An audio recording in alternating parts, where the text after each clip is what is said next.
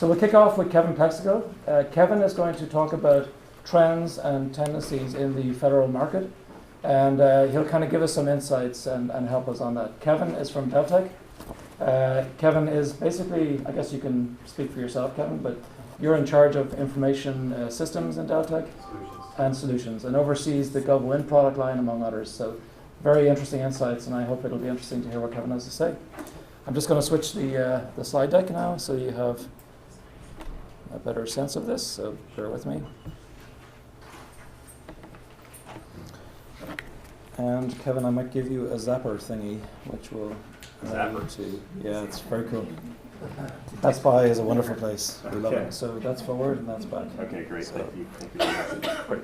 Perfect. So it's really good to be here with you again. For those of you who were here last year, I can tell that many of you are not here because it's a much bigger group this year than it was last year. So it's nice to see for all the success you all have had. We've been working together with VisibleThread for, I think it's going on 3 years now.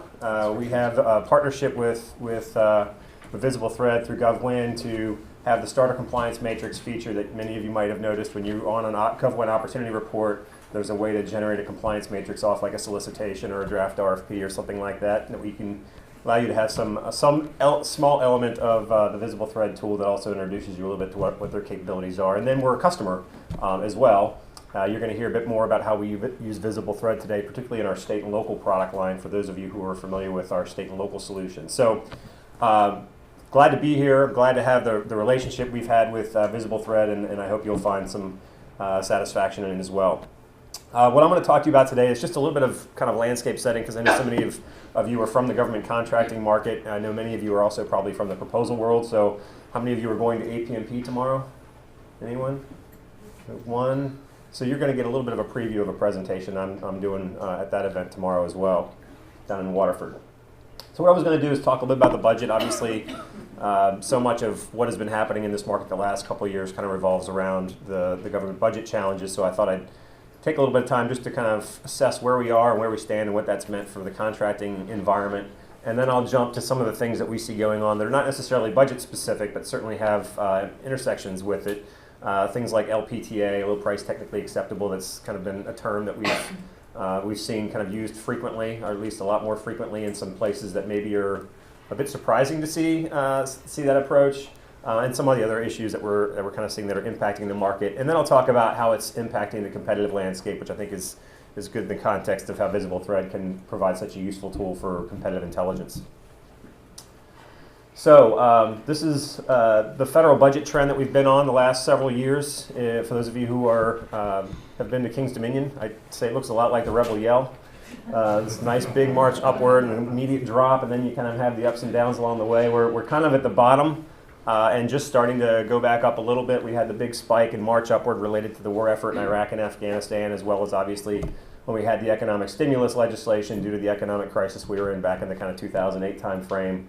Had that big investment in economic stimulus, and then since then we've been kind of on this march downward as a result of the Budget Control Act, which has laid out specific caps on discretionary spending that seem to be an annual source of contention between our nation's political parties, the president and the Congress. Currently we're kind of, based on the president's projections, going slightly up, a bit more so than the Congress would have us go up. This is kind of comparing the two outlooks, decide, depending on which one you think is going to win the debate. Maybe it'll end up something in the middle, which kind of gives you an idea of kind of the bars between which we might have over the next several years. So in the red, that's the president's request. It basically takes us up about 2 to 3% per year. And then you have the Congress resolution. Obviously, that's the Republican view of the budget over the next several years, and that goes up at a much slower pace. But the good news is both of them are going up, and I think that's the big difference from what we've seen the last few years when the budgets have been coming down. And I think that'll ease some of the pressure on agencies, though we still have this challenge of the annual unpredictability of what appropriations are going to get approved, the timing of those appropriations, and as a result of that, we end up with these continuing resolutions like the one we're in now. This is kind of looking at how civilian and defense has been impacted from a contracting point of view the last few years. Civilian agencies have fared quite a bit better. They weren't hit as hard by the sequester when the sequester came about. Also, obviously, the war effort was largely a military activity, so as we've had cuts in the Overseas Contingency Operations Fund, or that special fund that they have set up to fund the war effort. We've seen that decline rather precipitously, so you've seen, as a result of that, pretty dramatic decreases in contract spending, and I would say this also correlates to decreases in things like professional services spending and IT spending, a lot of the areas that many of your companies probably are operating in this market. And as a result of this big timing issue, when, like we're in right now, we have a continuing resolution, creates a lot of uncertainty early in the fiscal year. Agencies have very little kind of visibility on how much they can spend, so they hold back that money until they have a bit more visibility and a bit more authority to spend money, and they push that money to the back. So this shows kind of the timing with which money gets spent, and this is both looking at contract awards as well as contract obligations when money is actually obligated, but it's also the timing when we see awards made.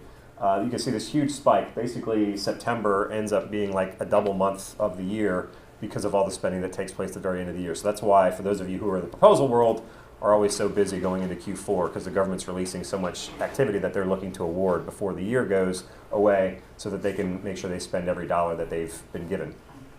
So this is something that I always just tell companies, you need to kind of factor this into your planning.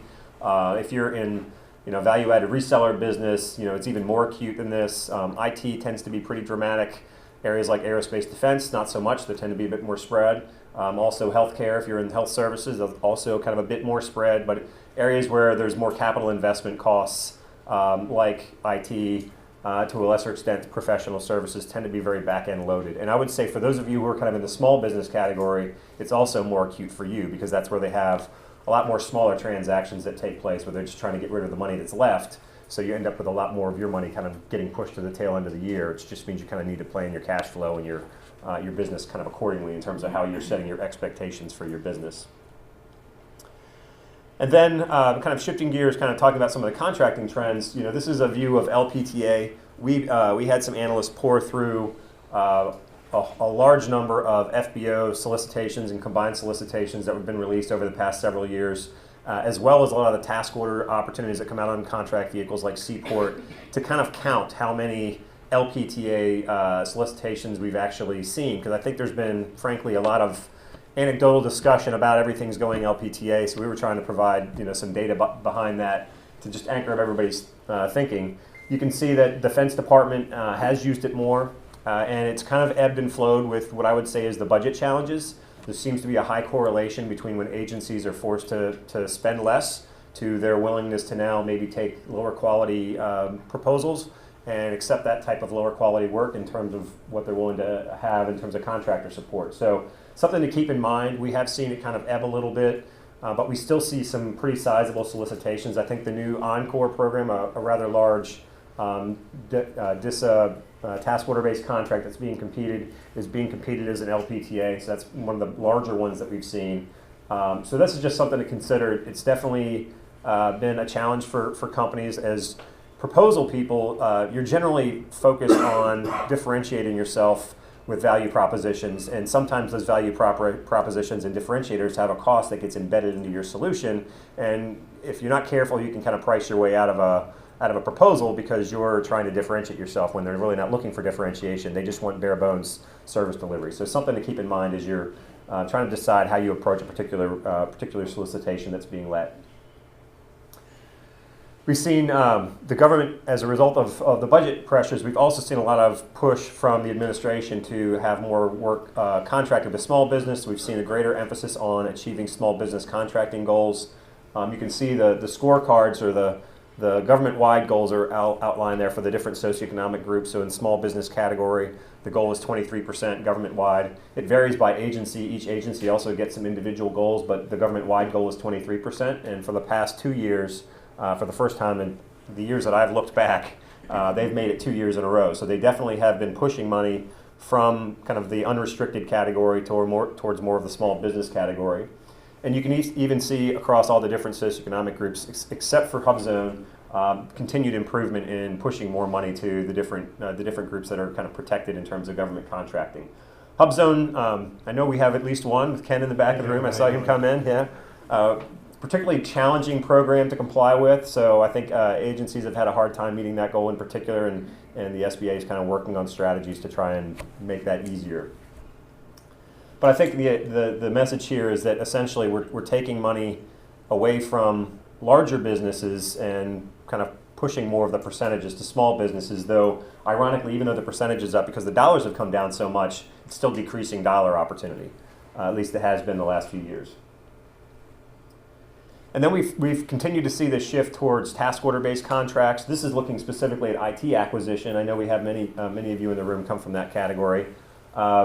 So you see here across the bottom, I'm sorry this is a little hard to read, but across the bottom this is the use of GSA schedules. You see it's kind of hung steady around 20-21% over the last several years.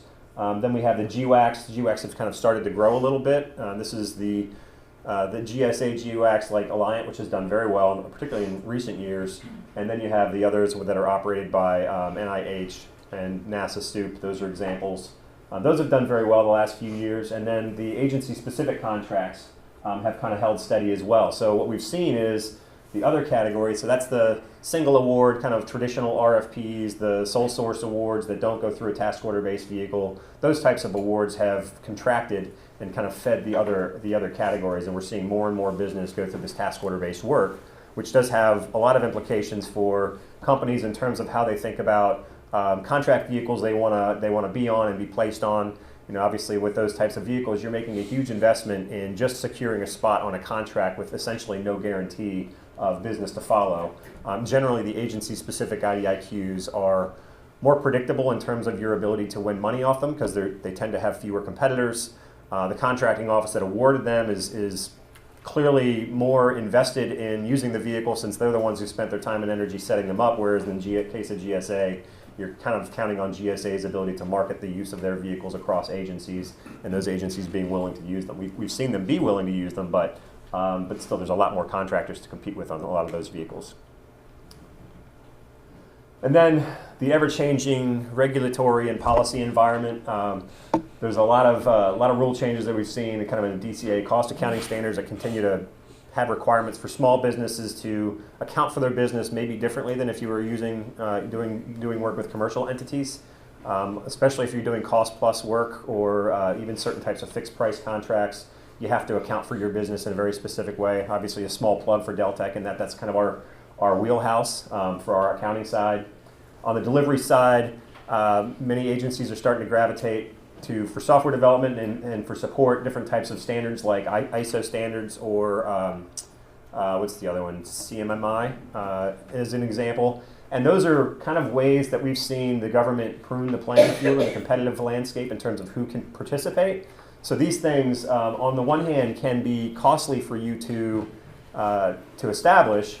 On the other hand, they can help you win work by differentiating yourself based on capabilities that you've established over time. So some of those investments that you make in that can help you differentiate and maybe bid on something that you wouldn't have been able to bid on before against competitors that maybe don't have those same capabilities. So this is something we view as on the one hand, a cost of doing business in the federal government, but on the other hand, depending on how far you take it, can be turned into a competitive advantage or at least a differentiator that maybe gives you the opportunity to bid on some things that other companies can't.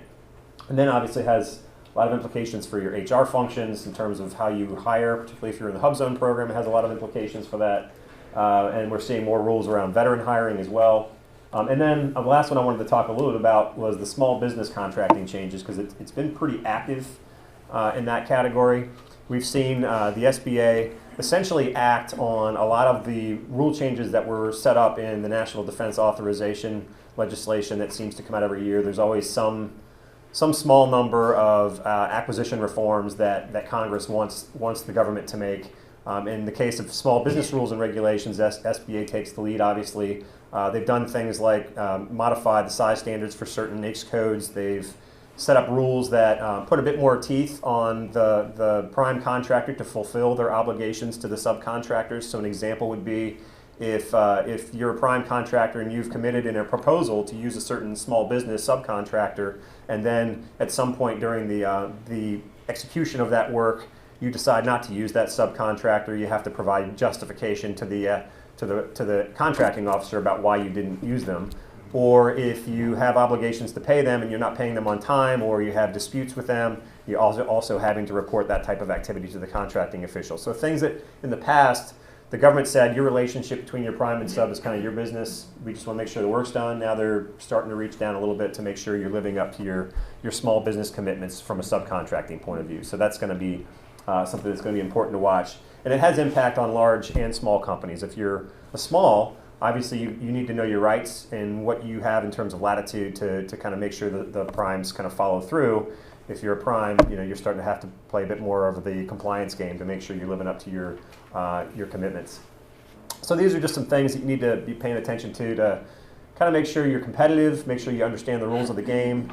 I think the other challenge that I would point out in this is that as agencies adopt a lot of these rules and regulations, they don't always do them all at the same time.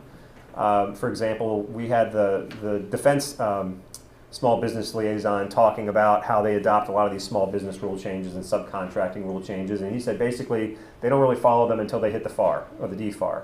But a lot of these small business rule changes are put out and finalized by the SBA before they get into the FAR. SBA, I don't know how many of you know this, but the SBA is ironically not even on the FAR Council. So in order for them to get the FAR Council to make rule changes, they have to kind of talk them into the rules that they've passed and get them passed that way. So you find many agencies will start following rules that aren't in the FAR, and then agencies like DoD will play more conservatively, wait around until the FAR is finalized. So the message there is when you're looking at a particular RFP, understand what clauses and obligations that agency has and how they've implemented some of these rule changes that may be uncertain in terms of the timing with which they've gotten passed or implemented. Kevin? Yes. On the regulatory side, have you come across the new HSAR requirement? I think it's Directive 15-70 regarding security requirements. I haven't come across it. I'm aware that there are a number of security requirements that are starting to flow down to small businesses that are doing prime contracting, and it has cost implications for you. Yeah, we saw them this summer in some CBP bids, but since it's an HSAR, it's going to flow to all of the Homeland Security agencies, and I was just wondering if you've come across it or know anything about it. I'm probably not close enough to it. I'd be happy to take it back to the office and see if some of our folks have looked at it. When it came to the CBP bid, I downloaded all the reference documents. There's 27 reference documents. Yeah. One of them was 800 and some pages. It's a huge concern of ours. Yeah, and something that you're probably like, how can you possibly comply with all those things? And if we got one of those awards, heaven forbid, we got to comply with this thing. yeah. And we got a team out in California that's examining it now. It's a huge thing. And I think that there's related to that is a lot of these things. In an ideal world, you wouldn't want to be surprised with them with the deal that you want to go after. You want to kind of be aware of them before that, so you have time to factor into your business. What do you need to change about your business to make sure you can go after something like that? So the more you can plan in advance for what things you're going to need to comply with, the better off you're going to be in terms of your ability to pursue an opportunity without it being kind of a birthing process. Maybe use that analogy. My wife will tell me I know nothing about that. The impact we've seen kind of, as you think about contract consolidation, I think of the task order movement as kind of a form of contract consolidation in that there are fewer prime contracting spots.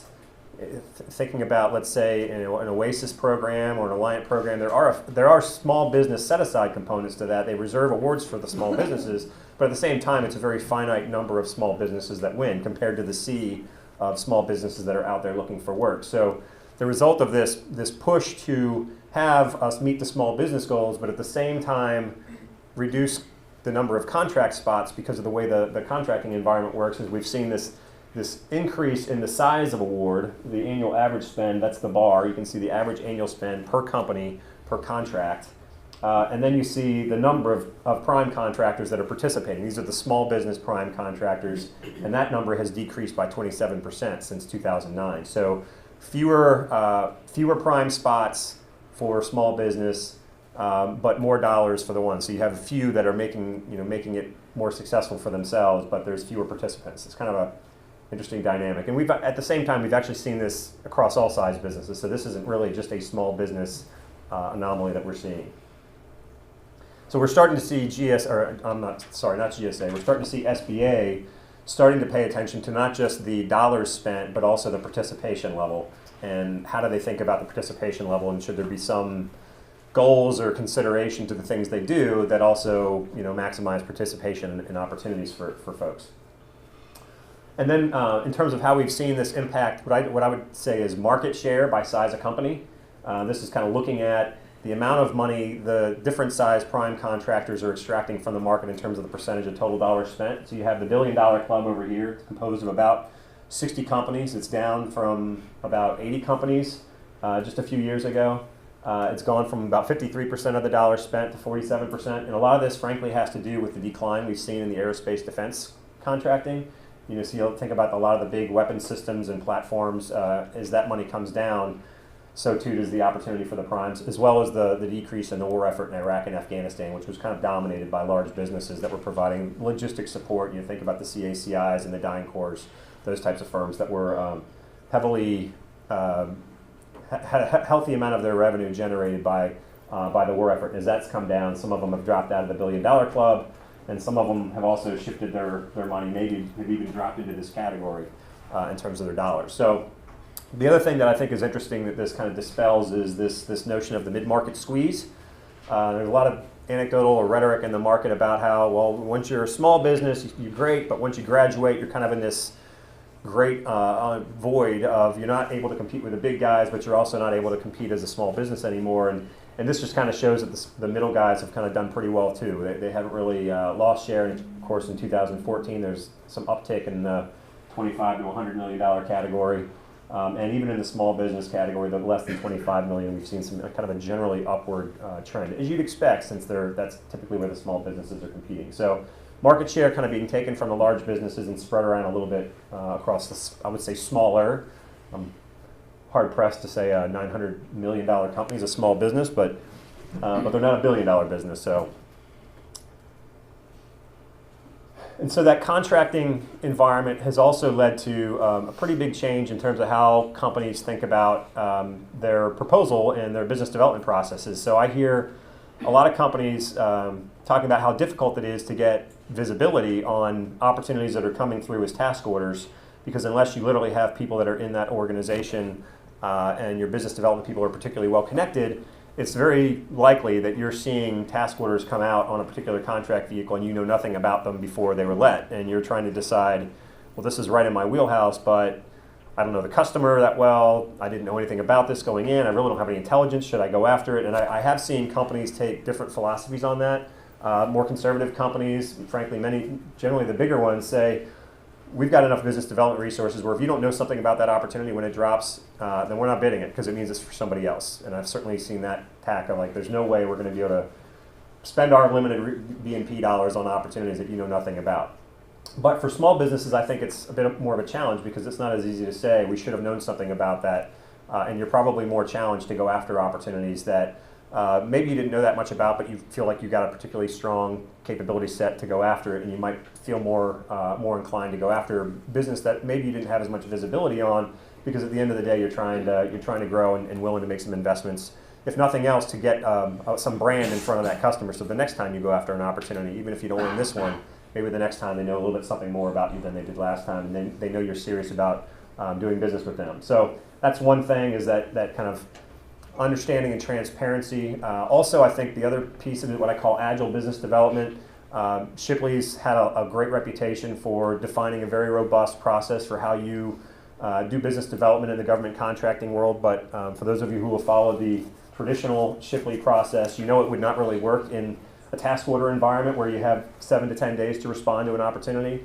You have to kind of adapt that business development process that, for the most part, built up on a very long government acquisition process. And as we've seen contract vehicles get set up, yes, the contract vehicle itself has a long cycle, some of them very long if you think about the NetSense program. But once you win the opportunity, you have to be very agile and ready to be able to respond to opportunities that come out very, very quickly, with teaming decisions, who's on your team, how do you need to align with them, pricing, and what you're going to do in terms of a bidding strategy. As well as writing the proposal and getting that out the door very quickly, and whatever you need to comply with related to that.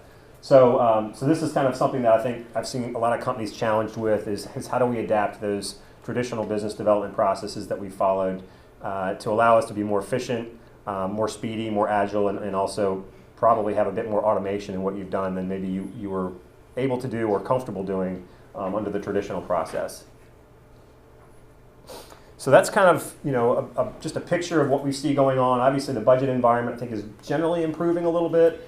It's certainly not getting back to the early 2000s where the growth rates were, 5 to 7% per year. It's probably going to be more like 1 to 2% per year. I fully expect we're going to continue to have this uncertainty at the end of the fiscal year as we have a Congress and presidential role that are controlled by two different political parties with two different views on kind of our social programs, and that's going to be a continuing challenge.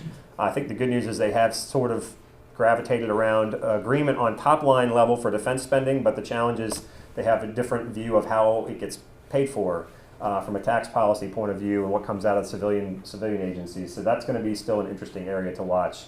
But there are still hot spots. So we still see hot spots around maybe it's winning a particular contract vehicle that you're able to turn into a pretty significant growth opportunity. Maybe you're doing business in a particular agency that continues to grow, like the VA or Treasury Department or some of the areas where we continue to see investment because of legislative activity or the dynamics of the role they play, where there's still opportunity for growth despite some of the headwinds that other agencies are facing. But I'm happy to take any questions you might have.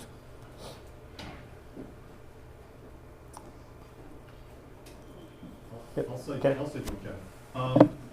You talked about market intelligence for government programs. I know I'm kind of foreshadowing. I think you got something later going on today. Maybe you could just give us a little taste of that. Well, I know what we're providing later today is a demonstration of how our team uses VisibleThread for mining capital investment plans for opportunities. We do it largely in the state and local level, where you literally have thousands of cities and counties and states that all produce their own format and their own document. And so for us to have somebody physically read every document to see what investments are being made that we might want to turn into opportunities for clients, we have the VisibleThread tool looking for certain things like contract awards, investment plans, certain keywords that we key off that tell us, is there an investment that might be buried in that text? And we use that for automating, pouring through thousands and thousands of capital investment documents that we get from state and local government. So that's an example that we're going to be talking about for our use case. Okay, now for translating it to the federal case, going through the 53s and the 300s, would you have a similar process for that? Would you have a standard kind of dictionary of things you're looking for? So those are finite enough that we actually do those manually. Okay. Because while there are still, I think it's around 1,000-ish business cases, each one of those tends to be associated to one or more opportunities in our database. Okay. And so those are still something that analysts, we can't get that out of their hands. They still want to read them all. We have enough people that when you think about all the different agencies that we cover, there's people that are literally reading each one of those to make sure we tease out every element of data. Now, I think an example of where I believe we used the tool was when we were pouring through all those solicitation documents, right. Looking for things like LPTA, low price technically acceptable, to help us pull out the ones that are easier to find. That was a key opportunity for us. For companies that has, say, a smaller analyst team than Deltek, you buy GovWin. Yeah. In addition to buying GovWin, I think this was for docs is the one you want. Yeah. Additional benefits of using the tool for using VisibleThread for mining for this those. thing, yeah. Yeah, I would say, examples would be if you provide certain capabilities. Using it to pull out certain capabilities that are in the Exhibit 300s would be a good example. I don't know that you're going to generally see things like, we're going to set this aside for Hub Zone or something like that. I'm not looking for that, but yeah. for instance, if we say, if you do certain types of systems engineering, cybersecurity or something like that, start doing your mining according to that. Yeah, you'd be able to aim the VisibleThread tool at a library of documents and have it pull out, here's the specific ones that mention it, here's the context in which it mentions it, and here's I guess I would say a sentence or paragraph around it that kind of describes it to give you some context. Thanks. Sure.